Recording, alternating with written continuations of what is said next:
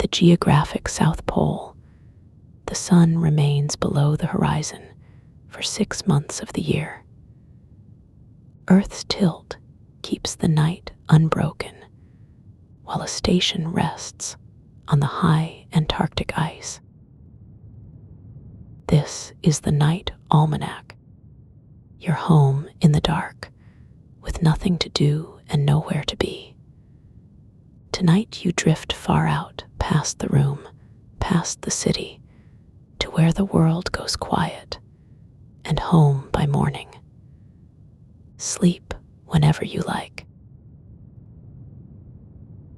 At your bedside, the room has narrowed to its quiet sounds. A pipe gives one faint tick inside the wall. The linen beneath you keeps the day's stored warmth along your legs.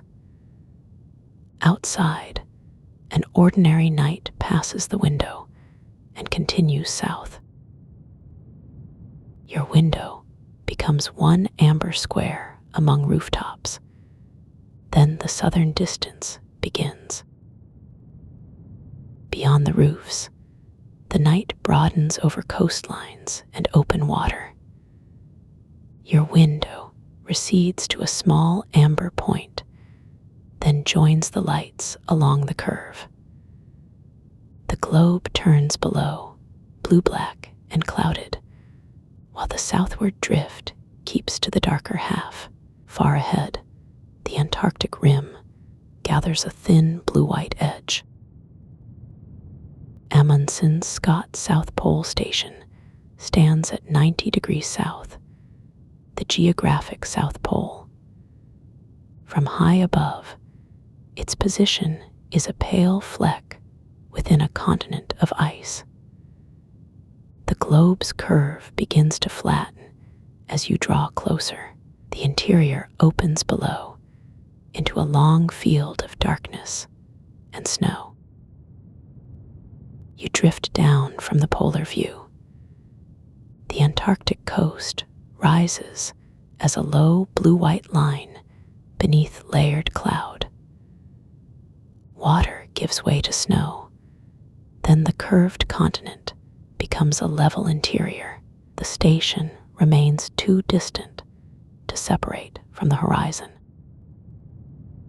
Earth's curvature prevents the South Pole from seeing most conventional geosynchronous communications satellites. From the plateau, the round planet blocks much of that distant orbital region below the horizon. The sky near the ice is nearly empty of their lights. Farther along the southern rim, one blue-white point begins to move within the narrow space that remains. An inclined geosynchronous satellite traces a figure-8 ground path over Earth. From the pole, it becomes visible only when the lower loop reaches far enough south through the narrow available sky. The plotted point rounds the bottom of the 8 and begins its long return north. You pass beneath that narrow arc, carried south over the darkened continent. The satellite's pale point recedes behind the continent. Ahead, inland ice spreads wider than the coast allowed, crossed by low cloud and long changes in tone. Your path continues over that blue-white surface as the planet's curve flattens into a distant line. The route no longer follows the shore. It points into the plain interior. Low cloud gathers in broad shelves over the interior, then opens in slow intervals. Through each gap, the plateau appears again, with faint wind-drawn bands running across it. Nothing marks the route at this height. A darker floor of cloud briefly removes even the surface. The next opening lies deeper inland, the darkness above the snow holds a softer blue. The view descends until the surface gains texture. Shallow ridges rise from the wind-packed crust and slip backward beneath you. Their graphite troughs hold faint starlight.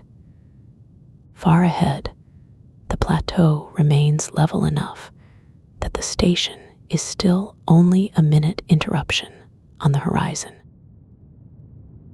The last cloud shelf thins behind you. Ground and sky divide along a nearly level seam, blue-white under graphite. A minute mark rests near the horizon where the station will gather shape. The remaining distance is carried by low ridges and the dark spaces between them. The structure separates from the polar horizon as a long horizontal mass, lifted above its own shadow. Distance keeps the supports slender and indistinct. A low snow fold passes across the foreground, then drops away. The station is no longer a fleck on the continent. Its raised outline is now the fixed object ahead.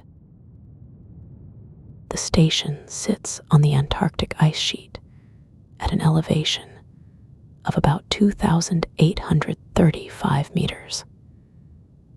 That height belongs to the broad, frozen surface carrying the building. In the long dark, its raised hull rests against a horizon with almost no other vertical mark. The plateau rises gently beneath you, while the long building holds its line ahead. You pass over shallow rises, whose crests appear as faint blue changes in the crust. Each one brightens for a moment, then slips into the graphite distance. Wind has combed the upper grains into long, low ribs. The building ahead keeps its horizontal line, while the ground moves gently beneath the approach. Closer now, the station gathers into one pale architectural mass. Its outer walls remain low and horizontal, while the supports begin to separate from their shadows. The black interval beneath the building grows wider. Snow passes through that interval as part of the same unbroken plateau. The approach shifts toward the long side of the structure. From here, the elevated body looks less like a distant line and more like a broad hull set above the snow. Its full weight is still held at landscape scale, with open darkness beneath and the plateau continuing beyond. Loose crystals lift from the surface and thin as they travel. Through the pale drift, the supports appear and disappear beneath the raised hull.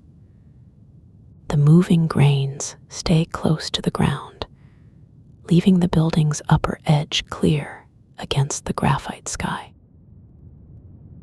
The nearest row of supports now stands apart from the outer mass. Open ground continues between them beneath the dark underside. Each pale column meets the hardened crust, then vanishes into shadow above. The building begins to feel raised rather than merely distant. The elevated station's airfoil shape accelerates wind beneath it, helping scour away accumulating snow. Air enters the compressed space below the hull and moves faster through the narrowing.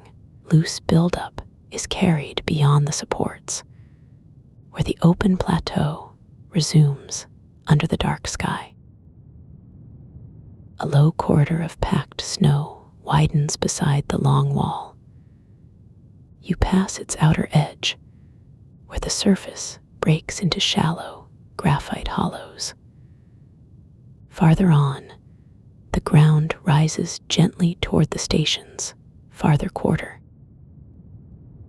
Farther along, the building changes from a distant horizontal mark into a volume with depth. One end stands sharply against the graphite sky, while the other recedes across the plateau. The surface underfoot carries shallow ridges past the corner. These lines point onward, away from the open continent and toward the station's outer side. The plateau gathers into thin blue-white folds along the station's outer reach. Across those low folds, the station keeps its pale length against the dark. The underside is now behind you, replaced by the broad flank facing the open ice. Small variations in snow height change the building's lower edge without changing its overall line. The route bends gradually around that mass.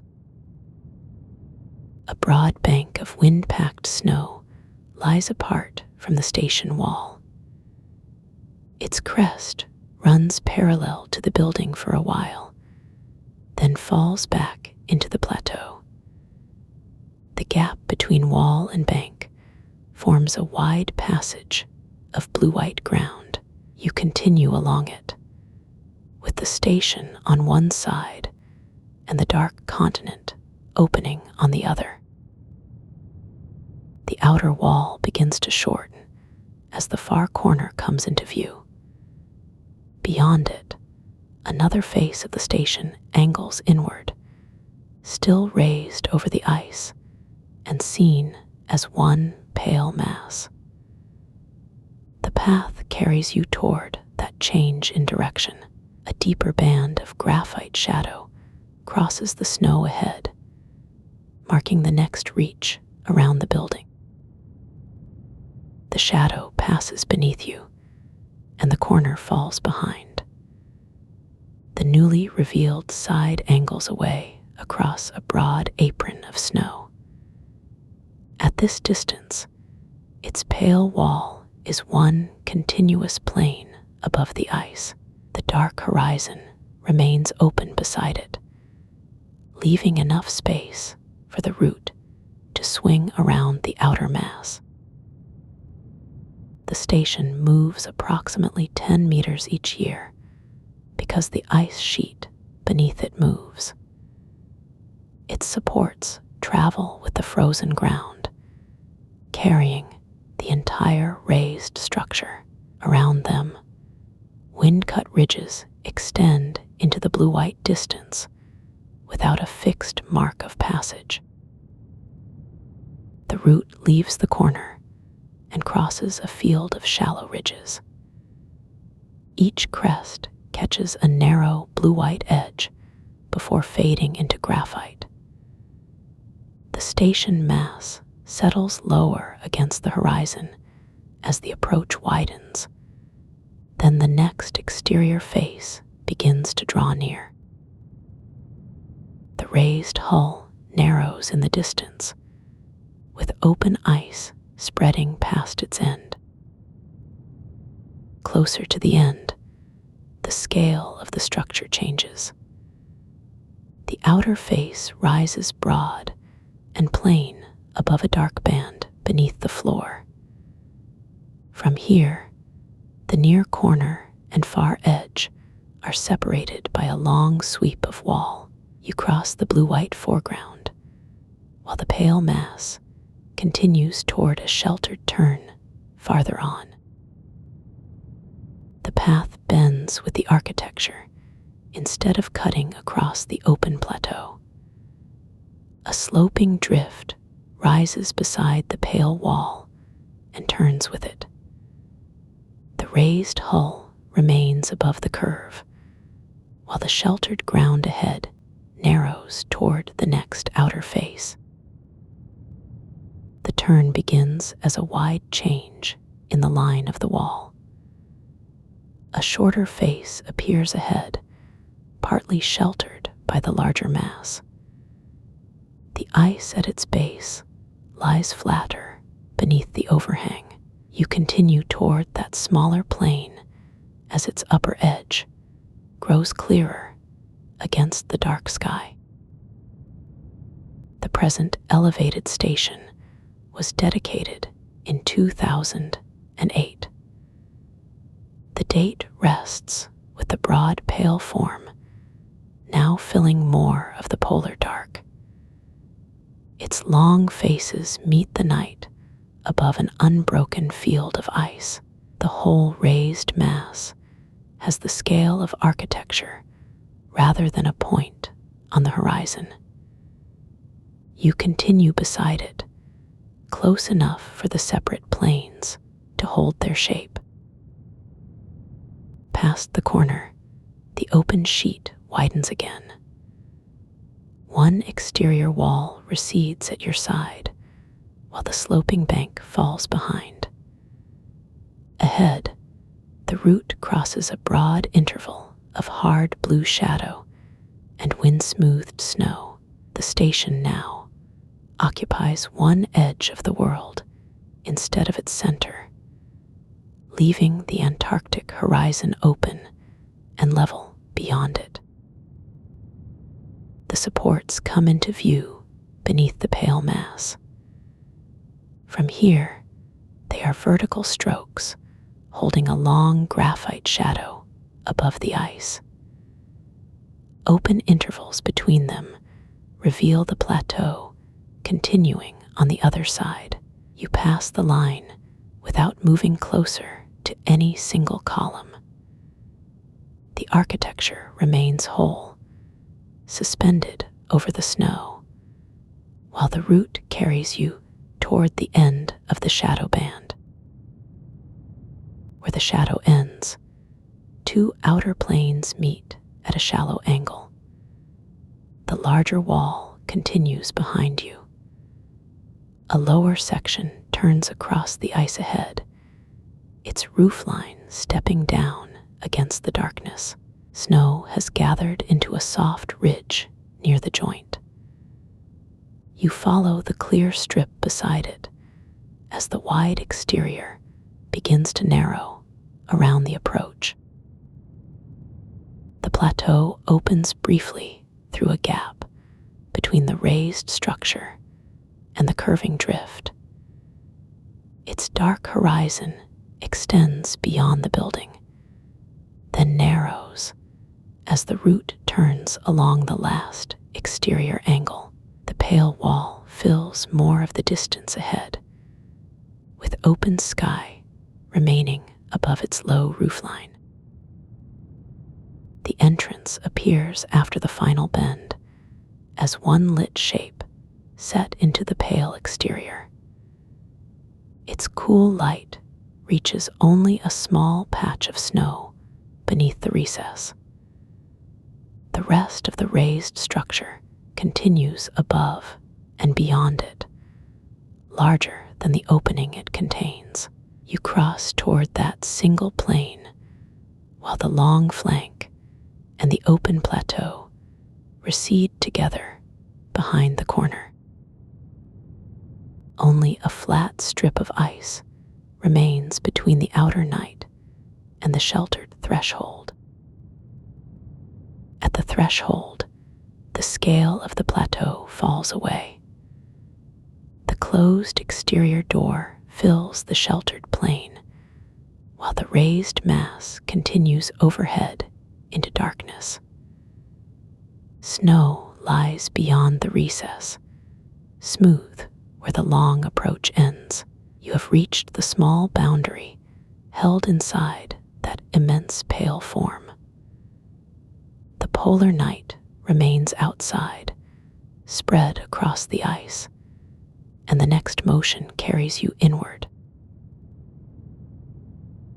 The elevated station can house about 150 people and has its own greenhouse and underground tunnels for storage. At Amundsen Scott South Pole Station, those uses fit inside one pale architectural section, with inhabited space lifted over the plateau and darker rooms tucked under snow. You drift toward the upper shell from above, then pass through its outer skin as the distant building acquires floors, partitions, and depth. The entry closes the plateau into a much smaller measure. The interior runs between pale wall panels and sealed doorways, with a faint mechanical murmur carried through the frame. Behind you, the last outside light thins around the hatch. Ahead, the passage turns gently away into a succession of enclosed places. Inside the shell, distance changes from open snow to one quiet doorway after another. A common table occupies the first widening in the passage. The chairs stand tucked beneath it, leaving a clear margin around the pale floor. One plain cup stands beside a folded cloth, the slight inventory of a room used and left quiet. You pass without stopping, carried onward by the bend beyond the far wall. At the next junction, the horizon has vanished completely. Distance is measured by the pause between doors and the muted change in sound where one corridor meets another. A recessed alcove slips past at your side. The air holds the dry, faintly metallic quality of a large enclosed place, and the upper passage continues well beyond the bend. You move without holding the whole plan at once. One junction is enough, then the wall carries you onward. Farther in, the corridor opens onto a broad interior landing. Bolted wall panels meet a closed freight door, and shallow scuffs cross the floor toward its frame. The inhabited shell gives way here to the plain materials of assembly: metal joints, door rails, fitted sections, and a recessed latch. You drift into the wider space where the building's construction begins to leave its physical trace. Construction of the elevated station required moving roughly 24 million pounds of cargo to Antarctica. More than 900 flights carried the material from McMurdo Station to the pole. Those figures belong to the building's history before its fitted rooms became an inhabited interior. At the wall joint ahead, rows of bolt heads disappear beneath pale panels. None of that movement is visible now. Its scale has been translated into corners, floor plates, ceiling ribs, and the broad shell around them. You pass close enough for the fasteners to divide the blue-white light into small points. The long cargo route has ended inside an object large enough to enter. The corridor carries you onward beneath the assembled shell, past one quiet change in floor level. The broad outer structure divides into narrower passages, small alcoves, and closed interior doors. A bank of storage cubbies occupies one wall, each compartment holding a plain container. You drift past the fitted spaces, farther from the entrance and deeper into the station's inhabited volume. A row of closed doors begins beyond the storage wall. Their frames sit flush with pale partitions, each separated by a narrow strip of graphite flooring. Here, the immense freight history becomes ordinary architecture repeated at human scale. The passage bends before its end, carrying the route into another cluster of rooms. Around the bend, a small common alcove interrupts the row. A plain bench stands beneath empty metal hooks, with a folded outer layer resting at one end. The objects mark an inhabited place without bringing anyone near. Another passage continues past the alcove and into the station's inner rooms. Past the alcove, the corridor narrows again. Pale door frames pass at irregular intervals beneath a ceiling conduit. You drift along the graphite floor toward a cross passage deeper inside, where another bank of rooms begins beyond the partition. About 40 people in science and support positions stay at Amundsen Scott South Pole Station for the long, dark winter. In an architectural section, that community occupies a modest band of rooms inside the pale shell. The plateau lies dark around the raised structure. You pass along the inner side of the room band, carried farther from the outer door. Closed thresholds alternate with shallow recesses. The route turns between partition walls, where muted flooring continues beneath a low ceiling. A shared table stands farther in, surrounded by empty chairs. Plain cups dry upside down on a nearby metal rack. These small objects give the interior a human scale, while the people themselves remain elsewhere among the rooms. The passage bends inward, leaving the outer, whether behind several layers of wall. Deeper inside, an overhead cable tray replaces the simple ceiling conduit. Dense bundles follow the corridor through a sequence of metal supports, then turn behind a pale panel. You drift beneath them toward the interior equipment rooms. A ventilation grill carries a faint mechanical hum into the passage. The sound remains low against the enclosed walls. At the next junction, the floor continues toward a darker service corridor. Near the far partition, sparse blue-white pinpoints appear through an equipment room doorway. Fully populated graphite racks rise behind it, with bundled cables descending toward the floor. The corridor narrows beside the threshold and continues past the first bank of communications hardware.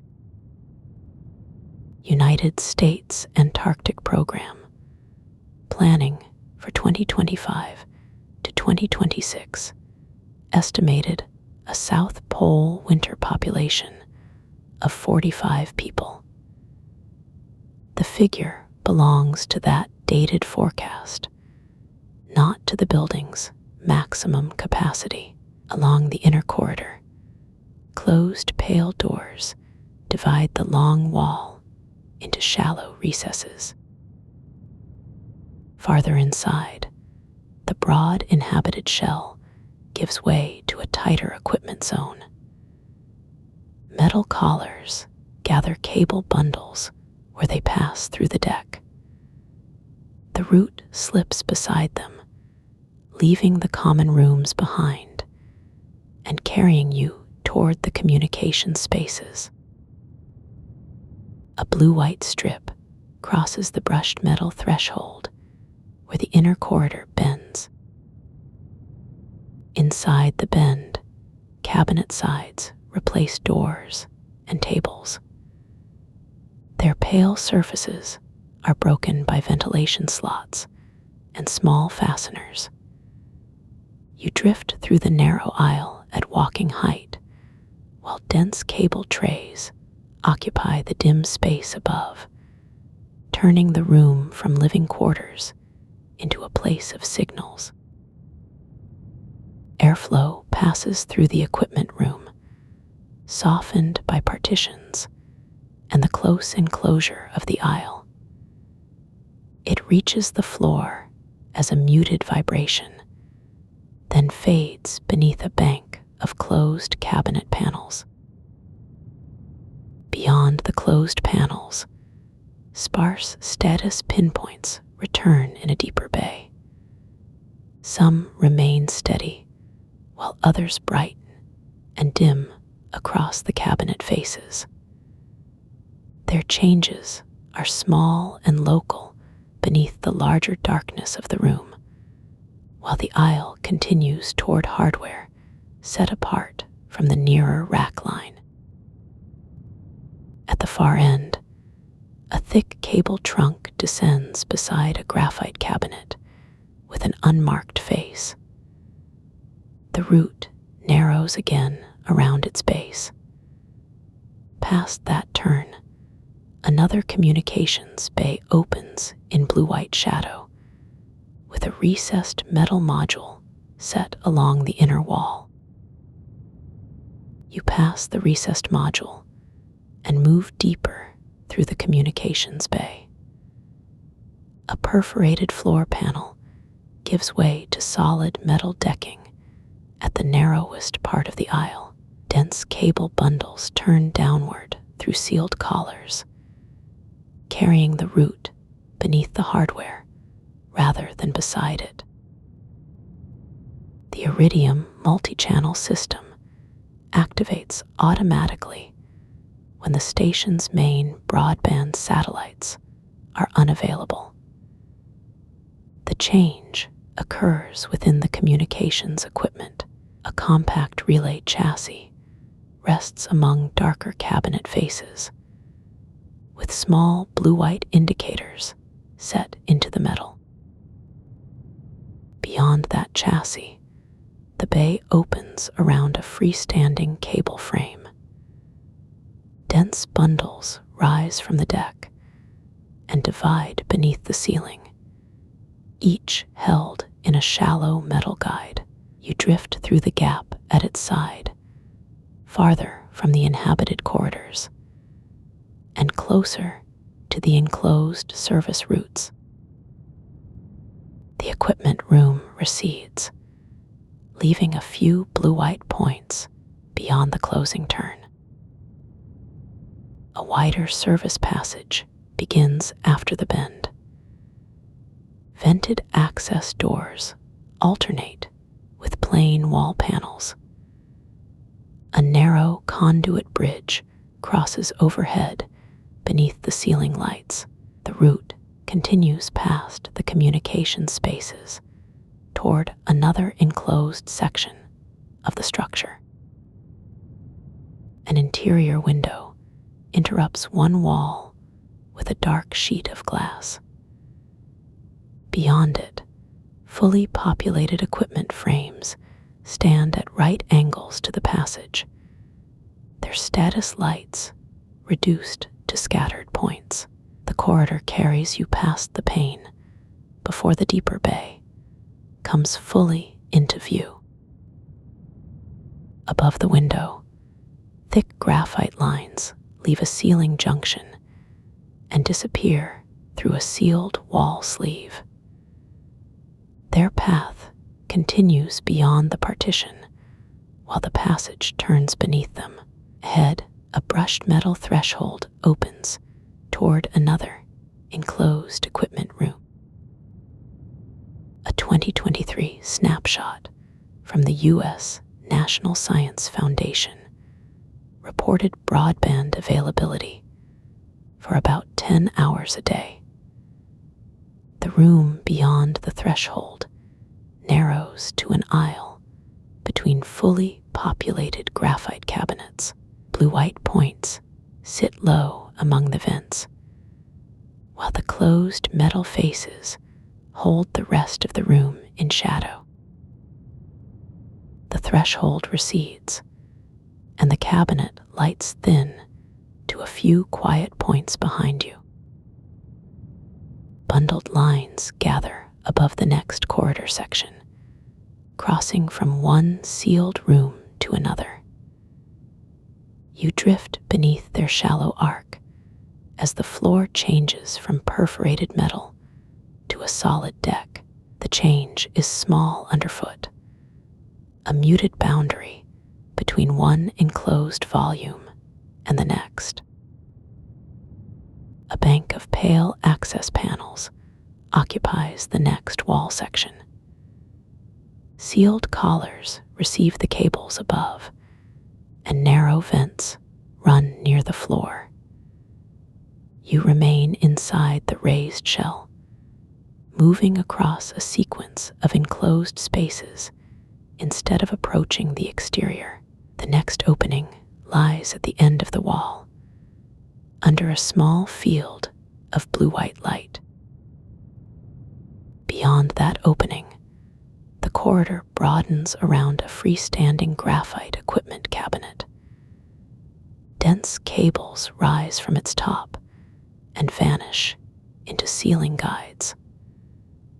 Past the cabinet, another cool room stands within a deep metal frame, bringing the route into a new communications bay.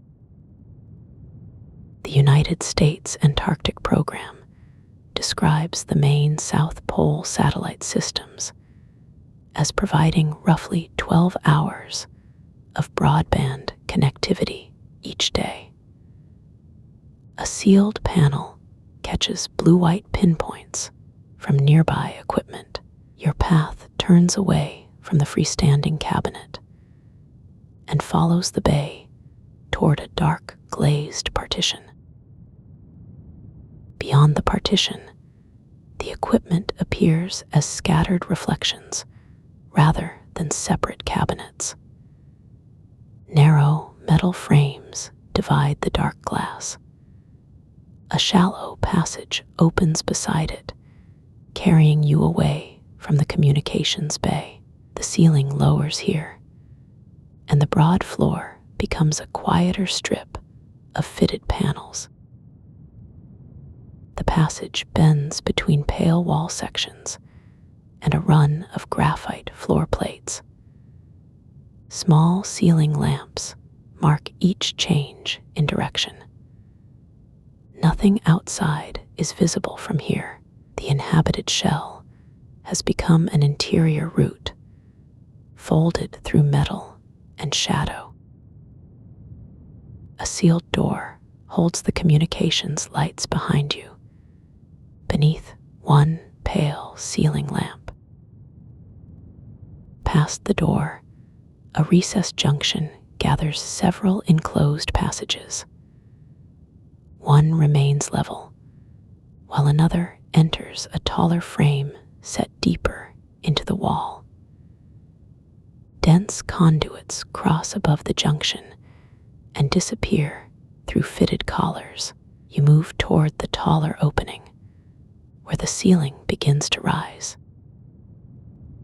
A wide ventilation grill occupies the wall beside the opening. Its narrow fins catch a faint blue-white edge, then fade into graphite. The air carries the low, even sound of enclosed machinery from somewhere beyond the passage. The corridor ends at a landing enclosed by tall, brushed metal panels. Light falls down one vertical seam and reaches the floor in a narrow strip. Beyond the deep frame, the next section drops from sight, drawing the route away from the raised rooms and toward the structure underneath. A vertical tower with a service elevator connects the raised station to the arch system and warehouse through an undersnow tunnel. From the enclosed landing, the shaft forms a deep interior volume, with the car set between graphite rails and pale wall panels. The raised rooms remain overhead as you enter the descent. A faint vibration rises through the floor and into the carried weight of your body. Around the car, fitted metal surfaces narrow the world to a small blue-white glow and the downward motion. At the lower landing, straight wall panels give way to a rounded entrance. The change is gradual. Metal joins metal beneath the plateau, and the vertical shaft opens into a route extending under the snow. The enclosure grows rounder, and your drift carries the weight of the plateau overhead. A step here would return softly from the close metal surfaces. Dry air occupies the buried span, carrying the low vibration from deeper rooms. The tunnel proceeds beneath curved ribs, with each fitted joint leading into the next section. Near the buried junction, the floor widens around a heavy framed opening. Corrugated sections meet pale structural collars, while dense conduit bundles disappear through fitted sleeves. The route has left the inhabited shell above and entered the station's deeper geometry. The enclosed sound changes near the next threshold. It reaches through the floor as a broader, lower vibration, steady beneath the small sounds of the corridor. A thick fitted frame stands where the narrow tunnel meets a wider corrugated span. The power plant arch holds the primary generators and waste heat recovery equipment. It is the electrical heart here and a thermal resource. Beneath the curved roof, the broad vibration first heard through the tunnel divides among dark metal housings and dense insulated pipework. Near one casing, the low pulse gains texture. A steady tone passes through the floor, while a lighter tremor reaches the fitted panels along its side. The machinery rises almost to the spring of the arch, leaving a narrow band of corrugated steel overhead. The curved steel carries a fine hum into the darker length of the arch. You drift beside a graphite walkway where fitted seams pass beneath your path. The scale is carried by sound rather than distance. One deep resonance underfoot, a softer tremor through the railing, then the faint airy rush around a closed duct. The buried span extends past each small pool of blue-white light. Warmth is felt here as a gradual change in the air, not a visible glow. It gathers near smooth metal jackets and fades toward the corrugated wall, while the floor keeps the same graphite sheen beneath both. One broad housing stands apart from the deeper pulse, joined to smooth, insulated sleeves. Its surfaces hold a quieter vibration. The curved wall behind it catches only a narrow stripe of light, leaving the fitted connections as low graphite shapes beneath the arch. The aisle widens toward a clearer view across the machinery. Separate housings emerge from the larger mass, divided by narrow service gaps and pale floor lines. Their silhouettes extend into the next blue-white pool beneath the curved steel. A 2023 U.S. National Science Foundation station snapshot counted 4 electrical generators burning about 1/3 of 1 million gallons of fuel each year.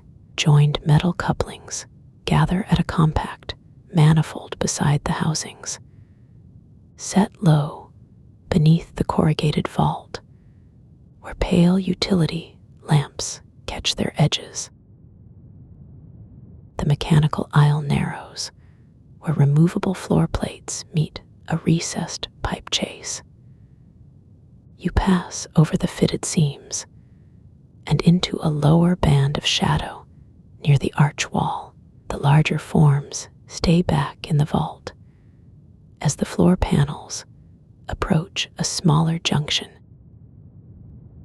Your passage narrows here between the buried curve and the steady mechanical weight.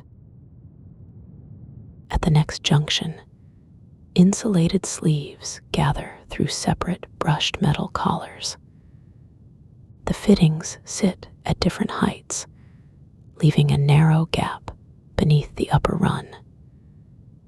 You move through it as the broad vault falls out of view and a smaller service branch takes over. A plain steel door stands open on a short connector, with a grated threshold beneath it. The vibration reaching this point is softer, carried through the metal instead of open air past the frame. The buried passage receives narrow pools from shielded ceiling lamps. Overhead, a dense conduit bundle turns with the corridor and disappears behind a fitted panel. Below it, smaller sleeves descend toward floor level, changing from smooth jackets to pale insulation at the joint. You drift beneath the occupied rooms, following the descending lines toward the next buried space. The connector opens onto a low utility threshold cut into the corrugated enclosure. A broad insulated pipe turns through the steel collar, then enters a darker passage beneath narrow lamps.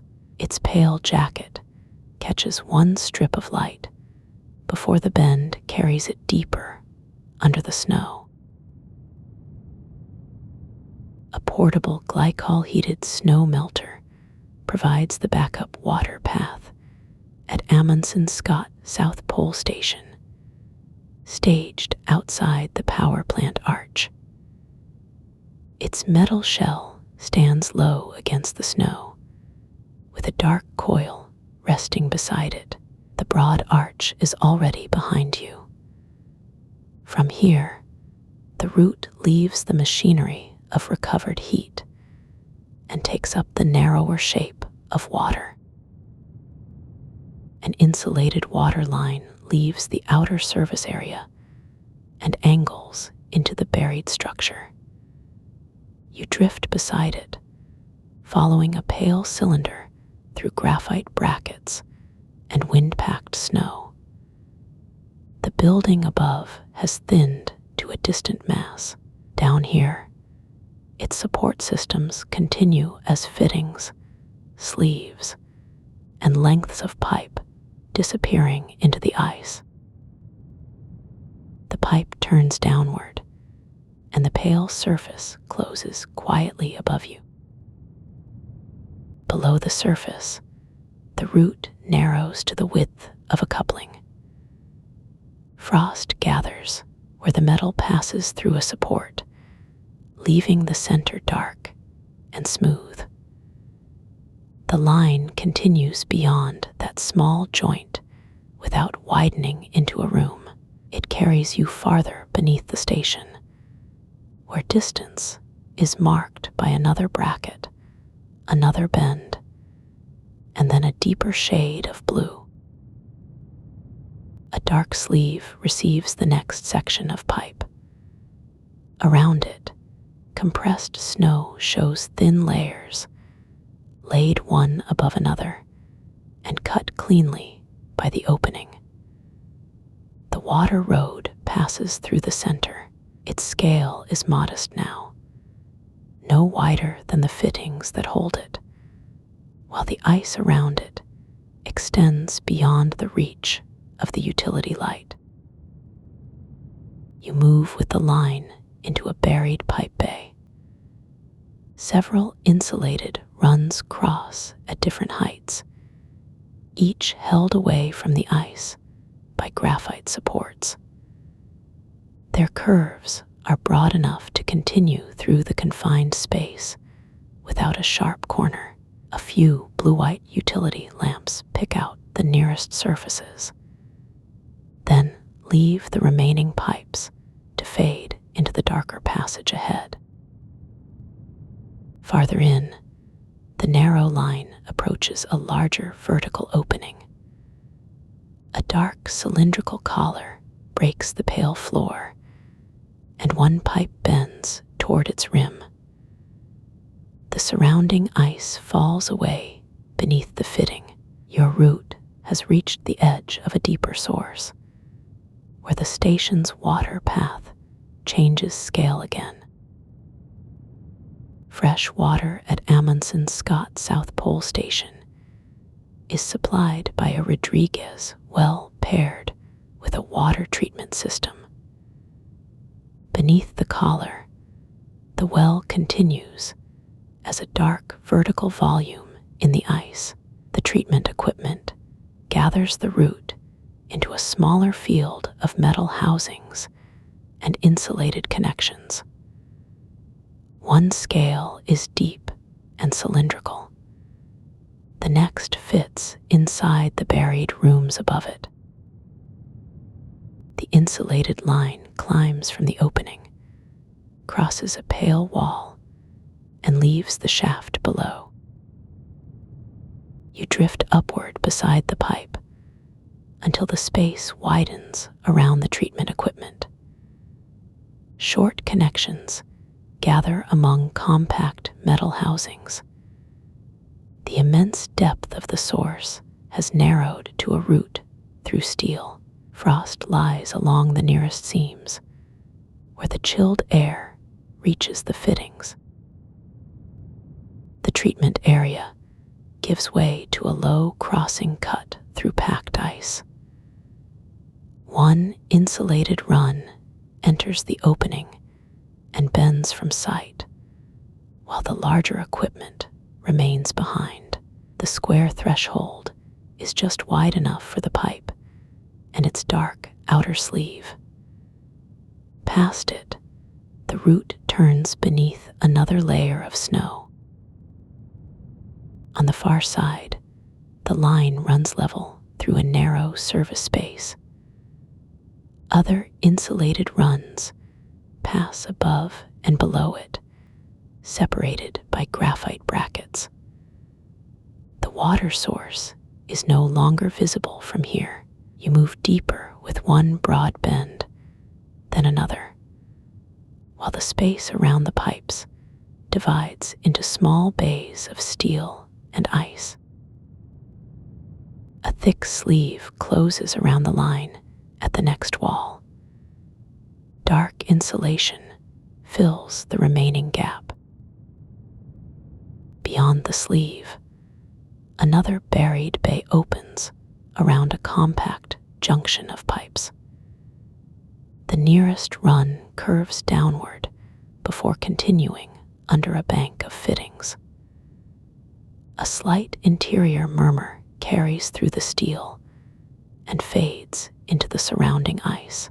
Farther ahead, several insulated lines separate across the passage, leading the route into a wider field of blue-white shadow. A 2023 U.S. National Science Foundation snapshot reported average station water use of about 3,500 gallons per day. Within the buried bay, that daily volume has no single visible boundary. It passes through insulated runs and bolted joints, continuing into the darker geometry below. The main pipe passes beneath a low brace and divides behind the next wall. One branch disappears through a round steel collar. Another continues beside the corridor. You follow the longer run, where pale frost on its insulation catches the fixed utility light before giving way to shadow. You drift with the downward turn, deeper into the blue passage beneath the snow. At the lower opening, dark insulation conceals the liquid path. Ice shapes the passage more than steel does here.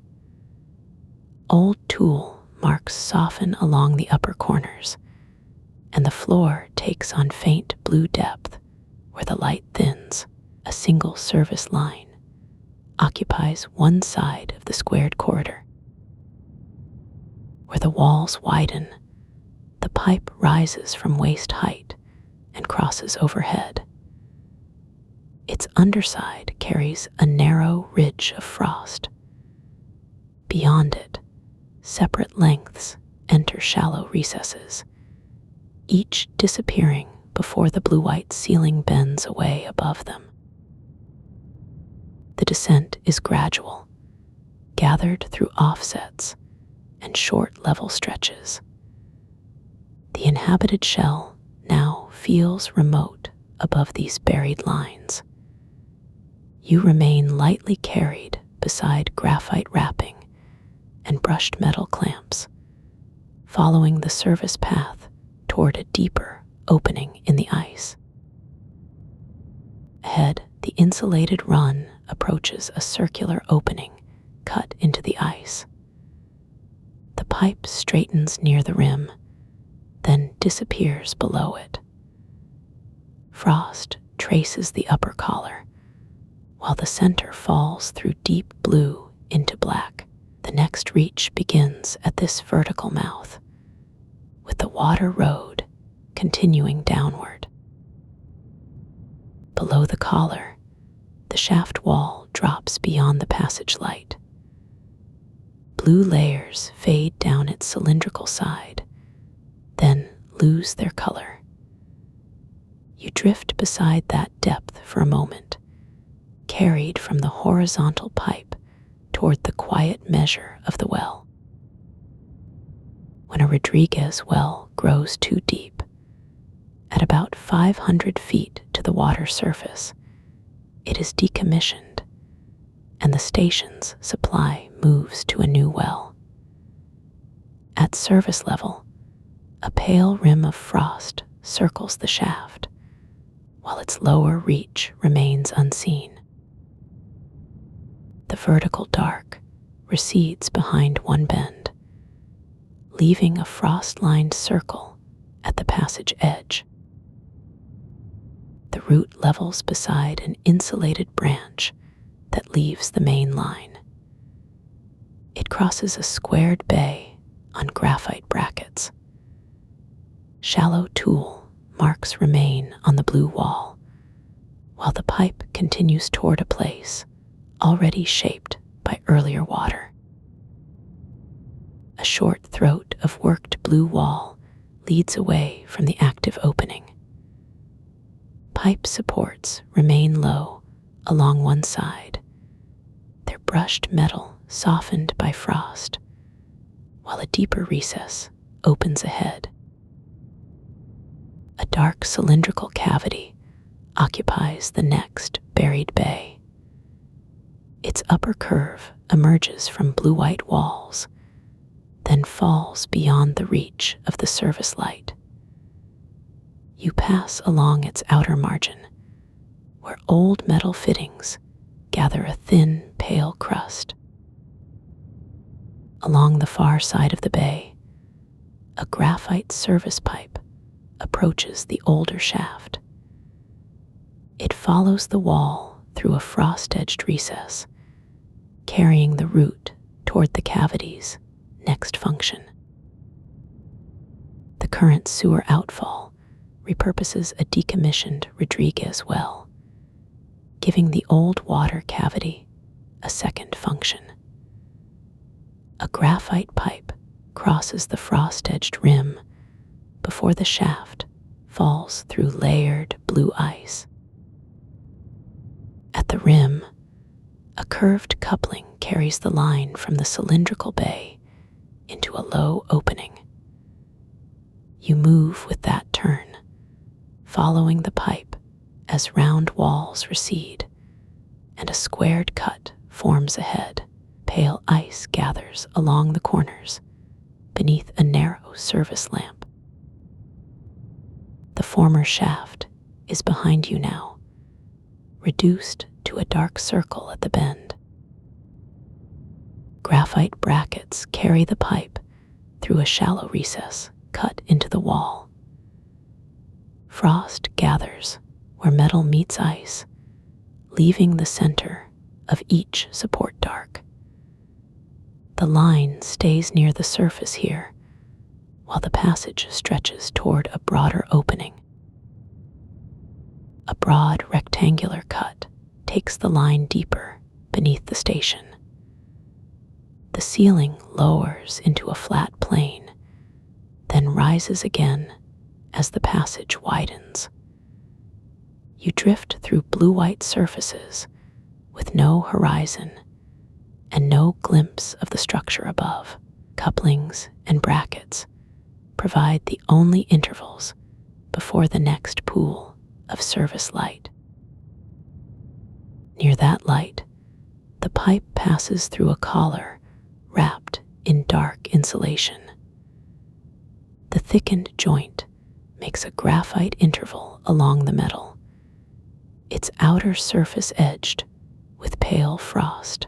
Past it, the line continues toward a doorway cut squarely through the ice. At the doorway, the service pipe enters a wider ice tunnel. Straight walls extend ahead, crossed by more lines at different heights. You pass under one low run and continue along the open center, where the buried route carries on through a sequence of blue-lit bays. These ice tunnels serve as utility corridors or utilidors. Their walls slowly bulge inward, so keeping the passages square requires ongoing maintenance. One straight corner takes on a shallow curve beneath the blue-white lamps. Along one side, a frost-rimmed bracket disappears beneath a shallow fold in the ice. Farther along, a bank of insulated pipes separates into several heights. The nearest seam carries a chalky edge of frost where the dark wrapping closes. One run stays near the floor. Another rises above a broad coupling. You move between them along the open middle, following sparse blue-white points toward a deeper bay. In the deeper bay, a square metal sleeve holds one pipe clear of the wall. Its graphite surface remains dark beneath a pale fringe around the joint. Beyond the sleeve, the corridor bends. Light from the previous section thins across the floor and ends at the turn. The bend opens runs beneath one overhead conduit, with the buried root sloping gently onward. Beyond the low crossing, pipework gathers beneath a dense ceiling tray. The tray is fully populated with dark electrical cables held above the insulated plumbing. Small blue-white lamps recede along its underside. Water lines and power runs now occupy the same narrow depth, carrying the root toward the utilidor's far end. Near the end section, the cable runs leave the long tray and descend beside a pale ice wall. Their dark sheathing gathers above the place where the water pipes turn upward through a separate opening. You continue toward that divided geometry, following the buried services as they begin to climb. The final master plan calls for electrical cables to be looped at utilidor ends, so ice sheet movement does not pull them taut. The intended slack gathers where the long runs finish, and the buried root changes direction. From there, insulated water pipes take the steeper path, bending upward beside the terminal wall. You rise beside the water pipes. The long corridor falls away below their graphite-clad bend. Broad collars and insulated joints divide the upward run, held by dark mounting shoes. Frost rests lightly along the meeting points.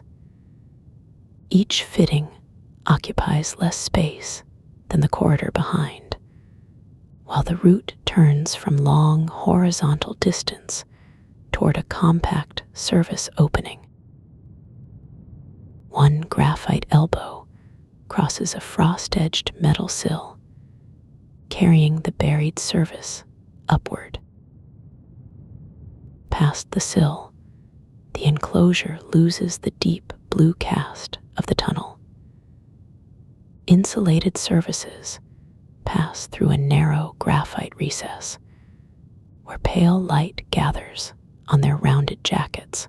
You keep moving with the climb, farther from the buried cavity and nearer to the station's contained rooms. A steel grating spans the next landing beneath the rising pipes. Its mesh holds a fine white rim, and the open squares reveal only layered shadow below. The utility run remains overhead now, close to a smooth wall that carries the root toward a sealed interior boundary. At that boundary, a thick insulated collar passes through a fitted metal panel. The black jacket disappears into the opening. Along the panel's lower edge, the blue-white service light begins to mix with a faint green cast from farther ahead, laying a new color across the pale floor. The insulated line has reached the edge of the utility corridor. Beyond the fitted barrier, its direction is no longer downward. The service way tilts toward an enclosed floor where plant light spills back into the buried passage. You follow that change in color farther beneath the building. A narrow passage holds the interval, with the utility line overhead and green light ahead. Beginning in 1992, South Pole personnel operated a volunteer growth chamber before the newer installation was in place. In the older enclosure, shallow trays rested beneath a low field of green-tinted light. You pass the metal sill and leave the earlier enclosure at your back. Farther ahead, the green cast no longer arrives as a thin reflection. It fills the next recess and gathers beneath dark pipe jackets, while the squared ice surfaces fade behind a graphite lining. Here, the last frost-dulled fitting gives way to a smooth interior coupling. The water line bends behind a bank of plain metal covers. Plant light pools beneath them and along the floor joints. You move with the pipe around the turn, where the service passage broadens and its hard ice texture yields to fitted panels. Ahead, a tall opening holds a deeper green. At the opening, the pipe runs beside a broad metal frame. Suspended lamp housings begin beyond it, close together above the first planting bays. Their pale light reaches across the threshold, while the water line continues along the base and turns behind the nearest row. The present South Pole food growth chamber was delivered to the station in February 2004. Its arrival belongs here, at the end of the pipe, where the buried service route opens into a contained room of lamp housings and planting bays. Water that began beside the power arch now reaches a place built around living stems. The first metal bay stands just inside the frame. Shallow trays fill its shelves beneath close lamp housings, and dark tubing disappears behind fitted edges. Green light touches each coupling without revealing the deeper rows. The water line stays low against the base, carrying the passage onward. Past the first bay, young leaves lift from dark planting, cups under a narrow wash of green. The chamber changes the scale of everything around it. Thick, insulated lines give way to smaller fittings near the trays. Broad panels narrow into metal lips and clipped hoses.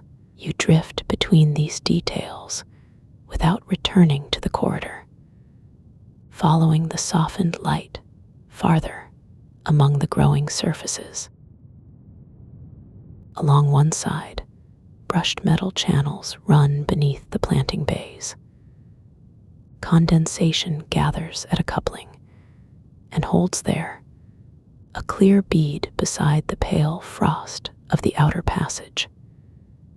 Steel carries a faint, wet shine. Above it, the nearest leaves reach beyond the tray edge. Farther in, the lamp housings form a dense ceiling above rows that continue beyond the nearest frame. Their cool spill gathers on the floor beneath the leaves. The water pipe vanishes behind another planting bay, while smaller lines emerge close to the stems and draw the root into the room's green depth. You pass the last exposed bend of the main pipe. Ahead, layered leaves conceal the fittings almost completely, and hard graphite surfaces recede behind their edges. The next bend disappears beneath the thickening canopy, among dark tubes and pale stems. The chamber supplements stored food with fresh salad crops that cannot be dried or frozen for long storage. Compact leaves gather above dark planting cups in a filled metal bay, with the last narrow fittings held beneath pale stems. The scale narrows beside the nearest tray. You drift into a room measured now by stems and the low spaces beneath them. The greater arches are beyond the sealed wall. Here, circulating air slips through overlapping growth and returns with the faint hum of enclosed machinery. Hard boundaries remain close, though they appear only in brief intervals. A metal rim surfaces between two leaves. A dark tube curves into shadow. Then both are covered by the next layer, and the contained light continues deeper across the bay. Near the base, the chamber's hum is muffled by the close planting bays. Air brushes the lower stems and moves through narrow spaces above the cups. The pipework has receded beneath this level. Only a brief curve of dark tubing appears between pale stalks before the leaves close over it. You continue above that opening, carried toward the fuller rows. Brushed metal marks the outer rim of the next bay, then disappears beneath low foliage. Its pale reflection continues for a short distance across the steel. Beneath it, the chamber floor falls into graphite shadow. Above, overlapping growth replaces straight corners with curved margins. You drift at that height while the rim emerges beside one dark coupling and vanishes once more. Farther inward, separate plants gather into a deeper layer. Their edges cross without closing the small spaces between them, and cool light reaches down through those openings in narrow, broken shapes. One narrow, new leaf rests between two older ones, still folded along its center. Past that fold, the chamber wall appears through a narrow break in the foliage. Its matte graphite panel carries a muted wash from the lamps. Fine shadows move across the surface as nearby stems stir in circulating air. You drift parallel to the wall, between the sealed plane and the layered crop. The distance between them slowly narrows.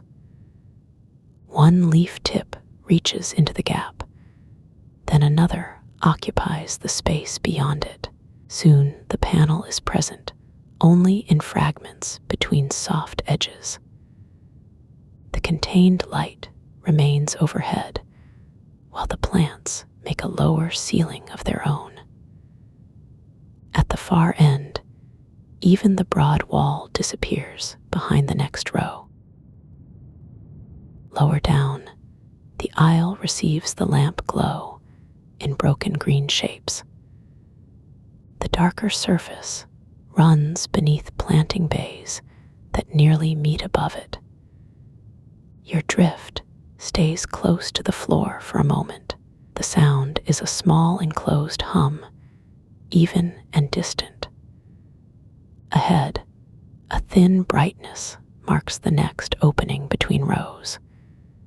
It widens slowly beneath the suspended leaves.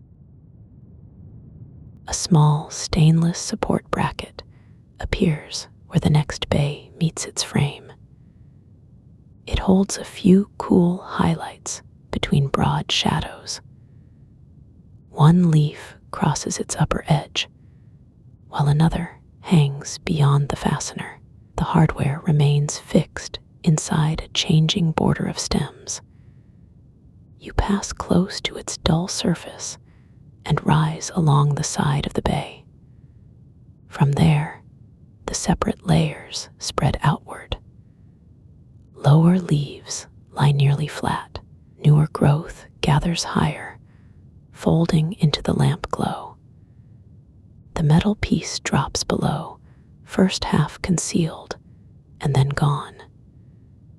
Ahead, the underside of the canopy carries the chamber's remaining distance. The canopy gathers overhead as the aisle turns beneath it. Leaf edges cross at different heights, each holding a slightly different shade. Dark stems vanish into the planting bays below. The lamp housings become pale openings between upper surfaces. You continue beneath that contained brightness as the aisle narrows under leaves. One broad blade extends beyond the others, its tip resting in open air. Beyond it, the rows continue beneath their quiet lamps. The last reach of the chamber is living green. The grow-light canopy falls behind as the root rises into the black air above the station. You drift past the last reflection on the snow and toward an antenna drawn in silhouette. Its bowl is a dark curve against the stars. Farther across the surface, the ice cube lab is only a low interruption in the blue-white horizon. The United States Antarctic Program publishes weekly forecasts of South Pole satellite passes because connection windows are scheduled rather than continuous. Each usable interval belongs to a moving portion of sky. At the antenna base, frost gathers in the seam between two graphite panels. The antenna shrinks behind you as wind-drawn snow carries the route toward the low building. The ice cube lab meets you first as a roofline, then as a pale wall held close to the surface. No cluster of streets surrounds it. The long reach of snow continues past both ends. The building marks a turn in the drift, the path that rose from the green room and crossed beneath the antenna now begins to angle downward. Near the lab, the scale changes quietly. The horizon remains broad, but the snow at your feet has texture, shallow ridges, a hard blue sheen, and small hollows left in shadow. You are still moving farther from the rooms behind. Distance now begins to open below rather than across the plateau. A thin rim of frost holds to the wall joint as the route passes beside it. The last stretch runs beside the lab's outer wall. Packed snow reaches a dark metal threshold, and the route turns beneath the plateau. The building remains overhead as the surface light thins into translucent blue layers. The antenna has become a faint arc across the open distance behind you.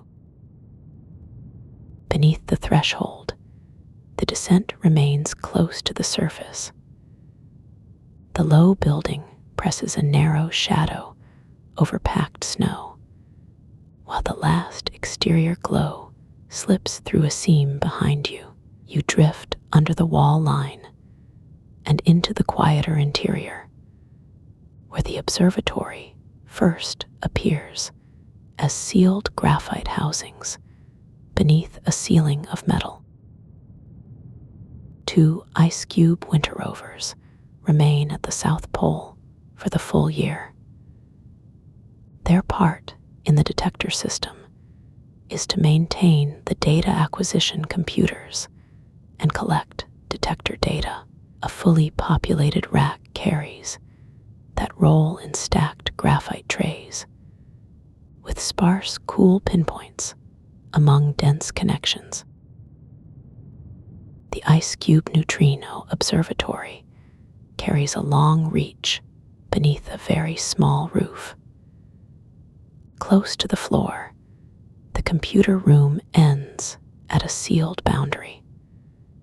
The descent opens away from cabinets and into Antarctic ice, where the building above will soon be no more than a cap. A single cable sleeve disappears through the floor, leaving the room's small lights behind.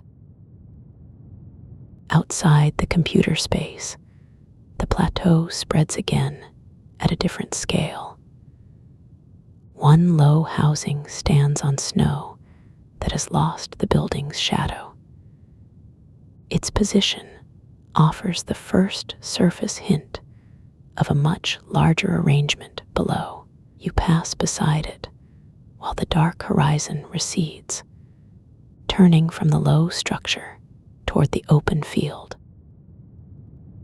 Wind has drawn shallow ribs around a dark metal footing. Most of the ground between these separated points is simply snow and night.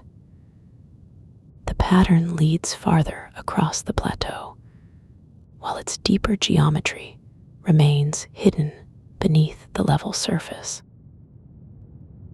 Farther from the wall, the surface markers form a sparse pattern. Some share one sweep of pale light, others recede until only their dark tops remain. You move toward that open geometry. Beneath the nearest point, the plateau falls away in a cool, translucent section. Ice Cube includes a surface array, ice top, and a denser inner subdetector, deep core. One name rests in the open snow, the other marks a compact region below. Between them, the observatory begins as separated surface points and gathers inward through the buried volume. The upper array spreads past the building in measured gaps. Low graphite housings stand against snow that has lost every contour beyond them. Their spacing carries you away from architecture toward a field defined by intervals and the broad dark between each point. The last dark housing thins behind you, while the pale vertical section deepens quietly underfoot. Within the cutaway, the inner region gathers more closely than the marks above. Dark vertical traces draw nearer as you descend, suspended through blue layers that fade from milky translucence into deeper color. The open plateau is now a narrow upper boundary, held high above this inward passage. Snowlight reaches only the upper bands of the solid interior.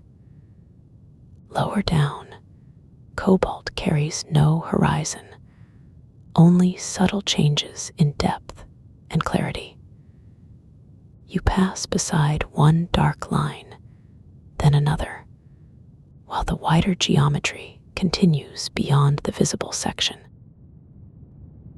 A single glassy sphere appears along one descending line. Its curved shell holds a small dark center, while the surrounding ice presses evenly against it. The object remains fixed as you drift lower, leaving the open pattern above for the buried structure ahead. The inner traces continue downward through increasing darkness. Some remain near enough to hold their shape. Others soften into slim shadows behind the translucent material. Ahead, more of the buried volume opens between them, and the descent carries you toward the next pale layer.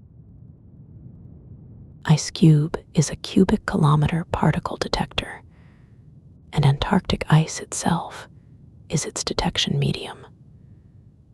The frozen mass forms the instrument's working volume. Light near the upper layers is pale and diffuse.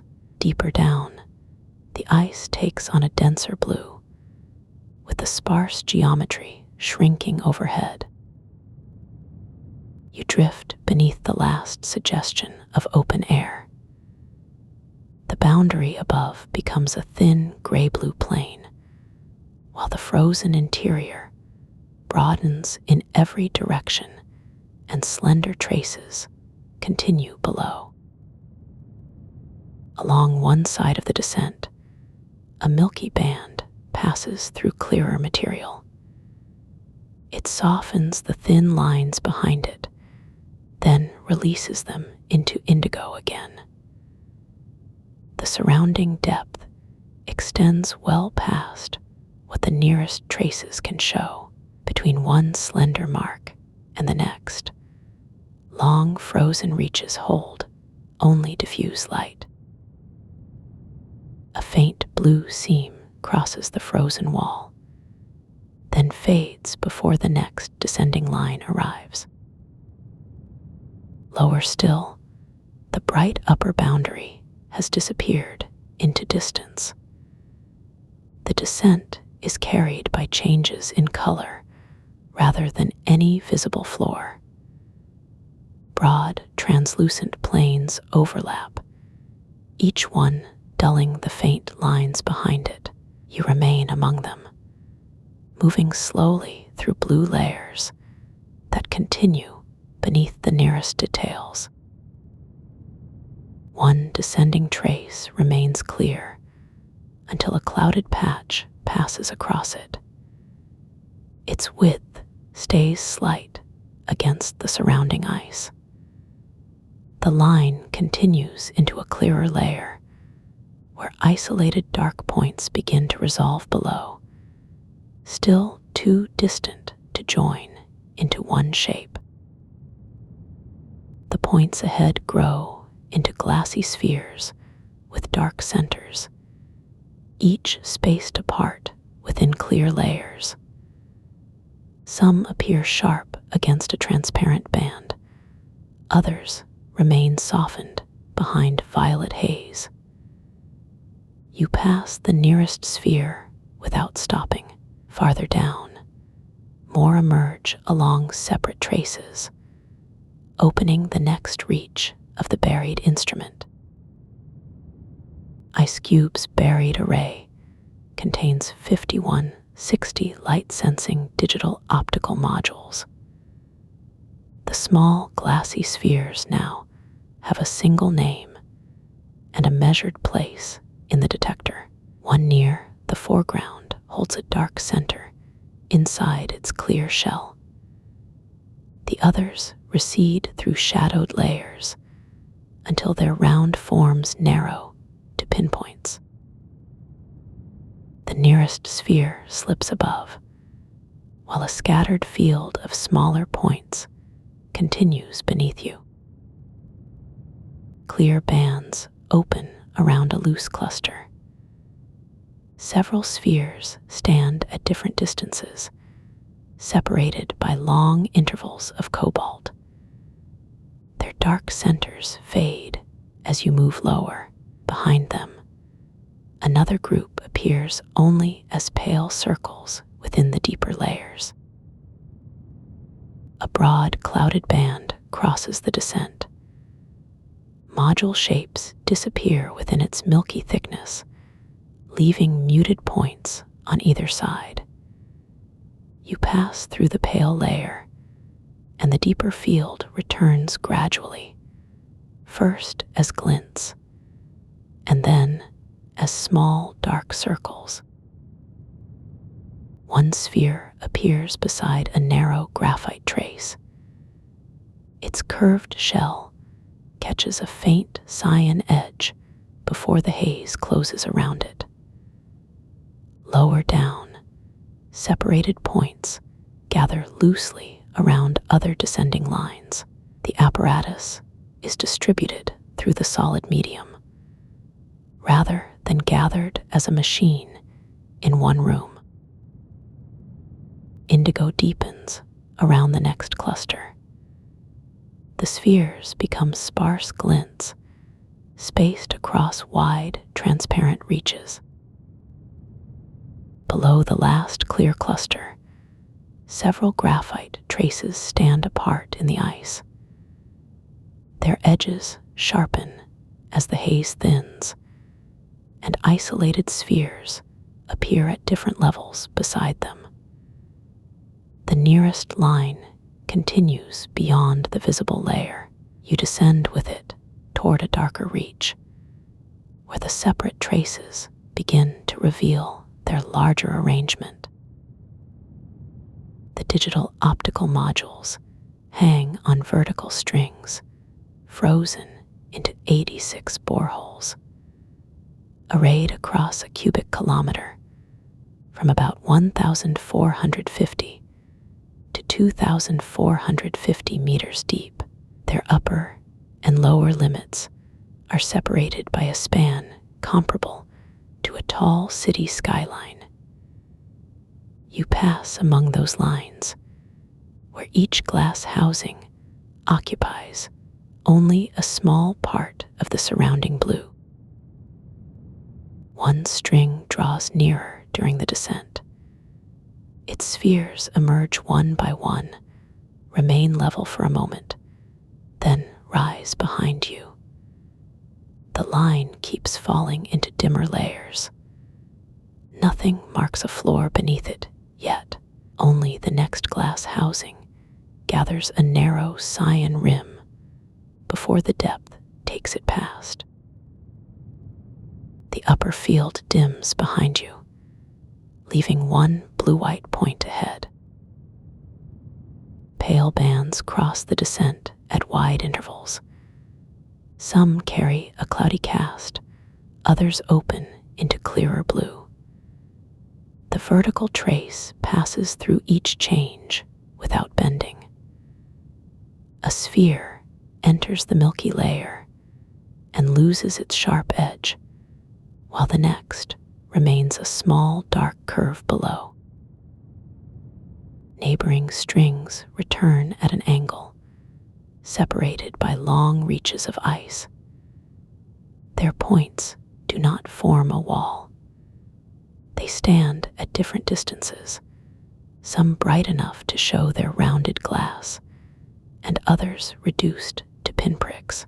You move between them as the broad arrangement stretches sideways, and the nearest line continues down. The ice narrows around your path. A pale seam slips upward along the graphite line, followed by a darker column with little texture. The array beyond it grows faint. One nearby sphere remains distinct for a while, its center dark inside the glass, before it also recedes overhead. Below, the trace enters another near-black layer. A rounded housing slowly gathers shape beneath it, first as a dim arc, and then as a complete glass sphere. The surrounding material holds only a few distant points. The line passes the module and continues toward the deeper section underneath. The buried ice cube detector as a whole extends to a depth of about 2,500 meters, a little deeper than the lowest module level.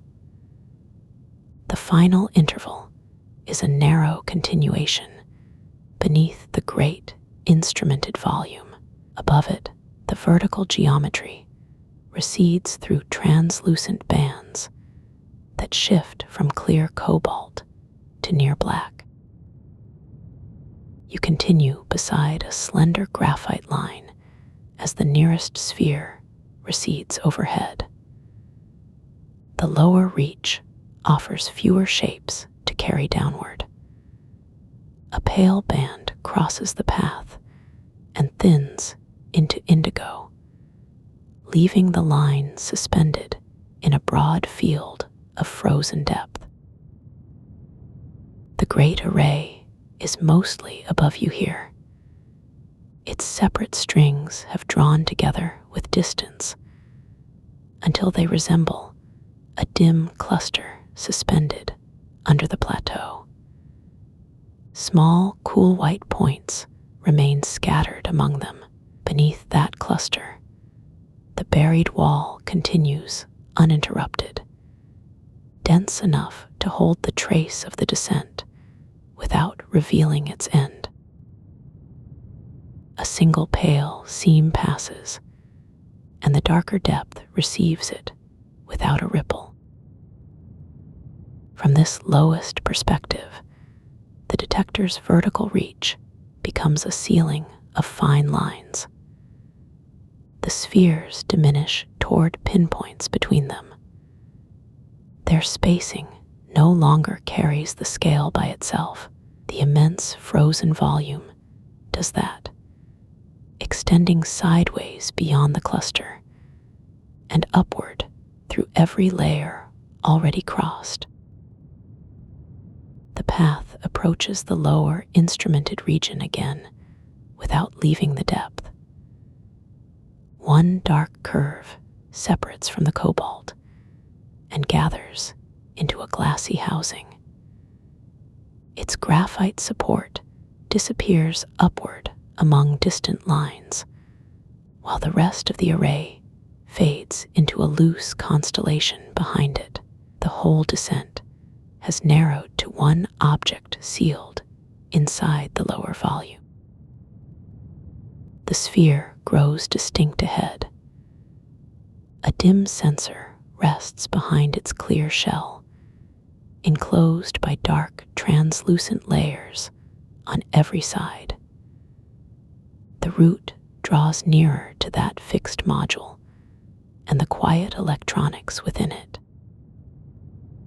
Once a digital optical module freezes deep below the Antarctic surface, it can no longer be physically retrieved.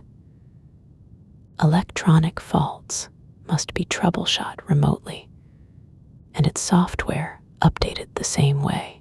The sealed sphere stays where the string placed it, beyond the reach of any shaft or descending tool. The remedy travels while the housing does not. A distant command can reach the buried electronics without opening the surrounding material. The globe remains fixed inside the indigo depth, its clear shell enclosing the same small darkness as you drift past. Nothing descends to meet it. The dark cable continues upward through undisturbed ice. You move beside that cable for a little while, deeper into the array and away from ordinary reach.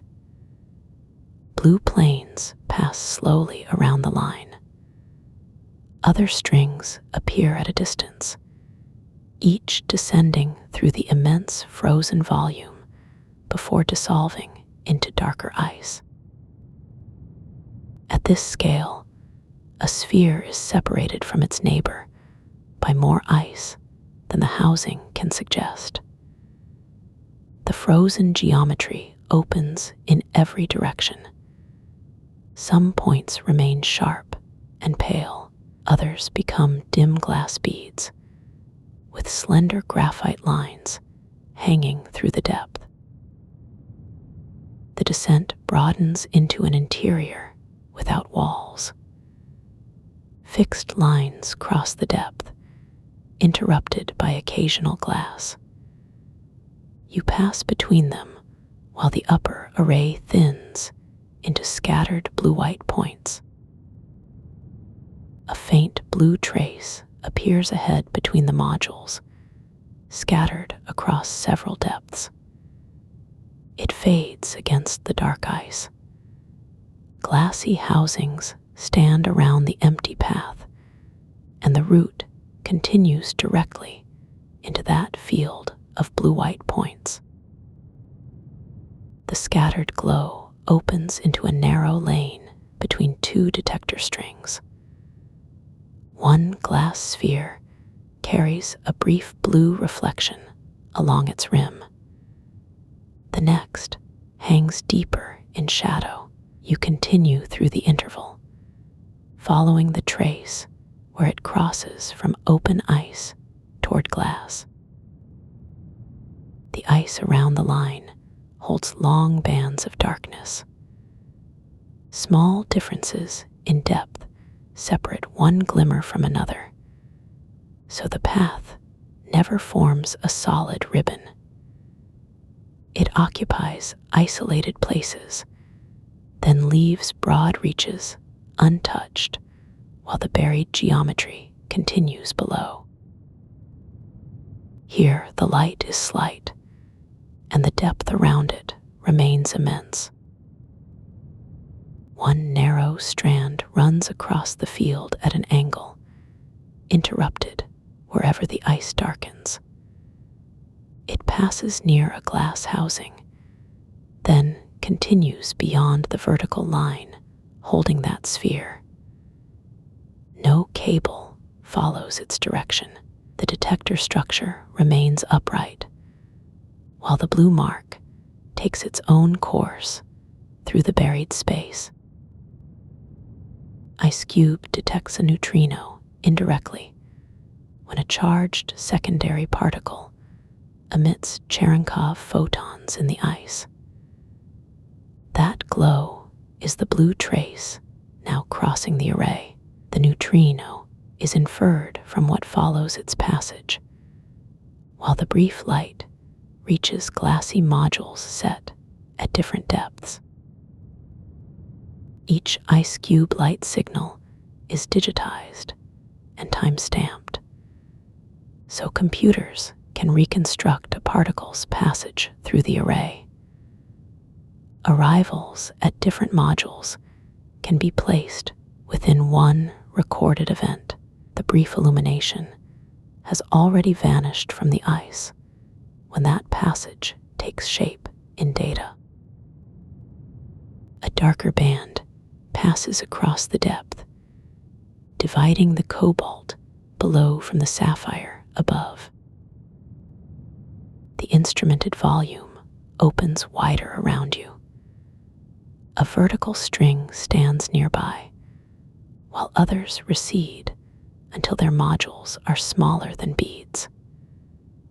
Layered ice fills the distance between the near sphere and the dim points farther away. The whole arrangement stretches upward through the depth already crossed. One tether enters a glass housing and disappears into its dark rim. Below it, the cord resumes as a thin graphite stroke. Deeper still, the nearest fixtures fall behind.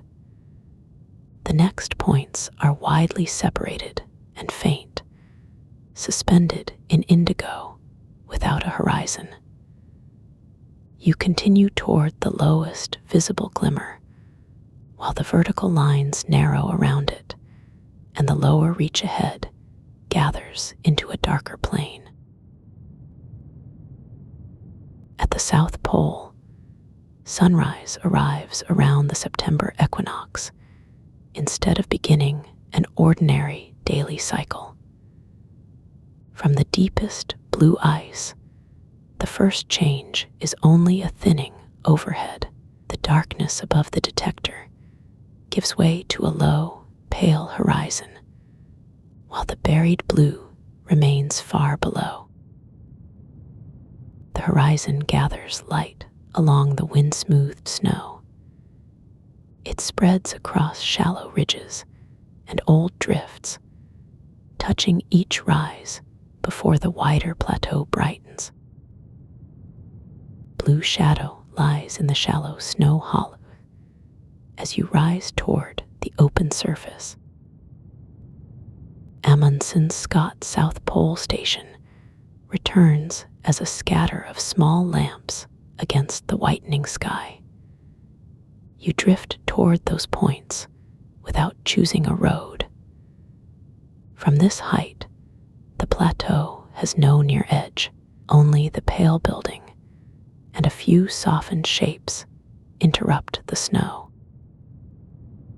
Closer in, the lamps separate around an empty approach.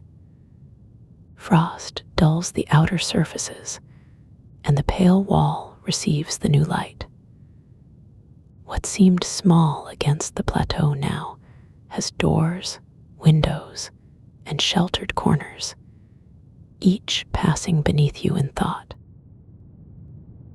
A quiet passage carries the return inward. One closed door remains plain beneath a ceiling glow. Farther on, a square of green appears through moisture on the glass, dense leaves gathered inside the station. You have risen from blue buried depth to a room where living color begins. Condensation beads on the inner window, softening the leaves beyond it. The next room waits past the frame, bright with plant light and close air. The South Pole Food Growth Chamber was designed as a moist, bright room where crew could meet among living plants. The room had a communal purpose as well as a growing one, bringing close air, leaves, and conversation into the station's interior. Here the return passes through green before it reaches the plain geometry of a corridor again. At the threshold, humid air thins into the passage, and green light falls away behind you. The 2024 Draft Station Master Plan treats private sleeping rooms as a way for residents to control their level of social contact in a crowded, isolated environment. It is a reason given by the plan for future space, rather than a description of the station's present quarters. Beyond that planning page, walls and exact rooms fall away. What follows is an imagined passage through remembered places, not a record of one particular night. In that imagined passage, you may drift from a warm bedside window across the polar plateau toward station lights set low in the dark. Arches and tunnels carry you inward. The growth chamber opens in living green. Far overhead, a satellite crosses deep below. Cherenkov blue passes through the ice. Then the scale reverses. The continent recedes on a dark globe. The oceans turn beneath you, and home gathers back around a single window. Cloud bands replace the white continent. The world keeps turning until coastlines are only pale edges, and the polar station is smaller than any point you could hold. Below the cloud, scattered towns return as small constellations on the land. One of those roofs belongs to the ordinary world of curtains, cooling walls, and a room kept ready for sleep. The distance narrows toward black window glass with a faint reflection inside. The roof below that window holds a quiet layer of night. A gutter gives back one faint drop, and the dark wall keeps the day's stored warmth. The whole curve of the world has narrowed to one familiar house. Its glass is closed, its curtain hangs within. On the other side, the room is measured by the pillow and the folded sheet. Inside, the curtain hem barely stirs, and a narrow seam of cooler air fades near the floor. Your head settles into the pillow's familiar hollow. The mattress receives your weight without ceremony.